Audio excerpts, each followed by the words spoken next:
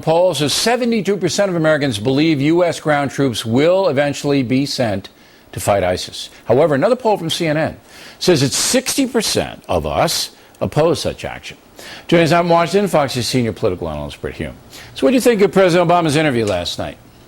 I thought it was a blend of reasonable assertions and absolute nonsense. All right, well, let's start with the nonsense. I somehow thought you would.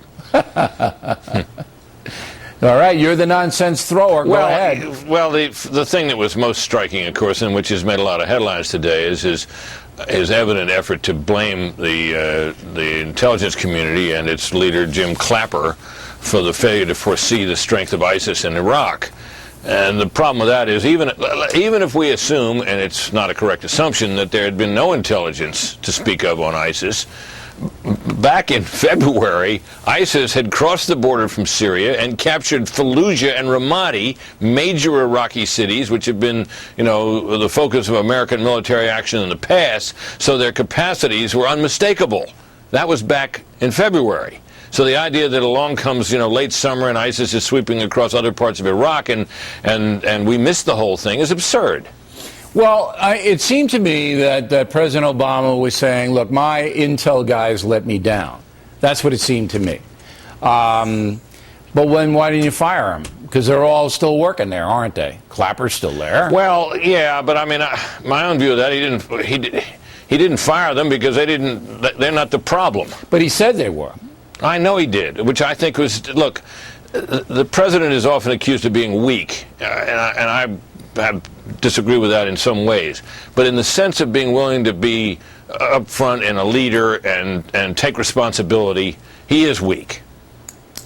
All right. So he says that we misjudged the ISIS threat. Obviously, they misjudged the Benghazi threat. He said they misjudged the ISIS threat, referring to the intelligence community. Yeah, that he didn't get the briefings that would knock him into action. But as you rightly pointed out, you could see it for yourself when they started to from cross the headlines. Over. Right. Yeah, exactly. You don't wait 8 months before you put up some kind of resistance when these guys are in. But if you go back to Benghazi, it's the same situation in Benghazi. We didn't know.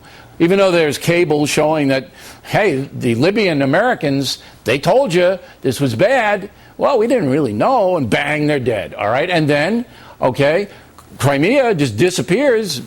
And look, we either have a tremendous intel problem here, and if we do, it's a scandal because we're paying billions of dollars to these agencies to protect us, or a president who simply doesn't care about it. Well, the question that's been raised is, how much attention he pays to it. I think there's no way to know that. I mean, he receives his briefings on paper, which every president does, but most presidents and other people who get these briefings have a briefer come to their office and do it orally for them, and then most presidents have questions. Yeah, kick it around. These intelligence reports, they raise questions. And when a president asks a question, normally the briefer may not be able to answer it, but boy, that gets back to the intelligence community in a hurry and answers are forthcoming. I'd love to know, whether the president was asking questions about what he was hearing about this group.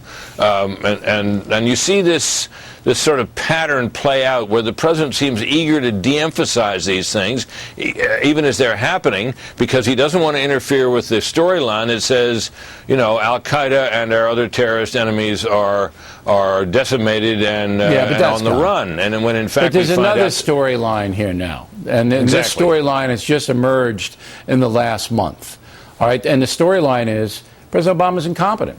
He can't protect the country. He doesn't understand the threat. He's too slow to take action.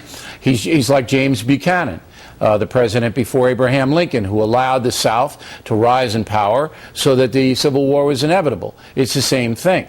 So that you have a president here who simply cannot control the danger overseas, and therefore is putting all Americans in danger. That's the narrative now, is it not? Well, you can view that as a result of incompetence, or you can view that as a result of an ideology that is very important to him, that has within it the idea that American force, especially American military force, is a problem in the world, and the size of the American footprint is a destabilizing factor in the world, and brings about this resistance we get from these terrorists. I think that's all gone now, Birt. I think the reality is that his poll numbers are cratering. That people don't have confidence he'll protect the nation. Then why is he ruling out the use of American ground forces in Syria? One word.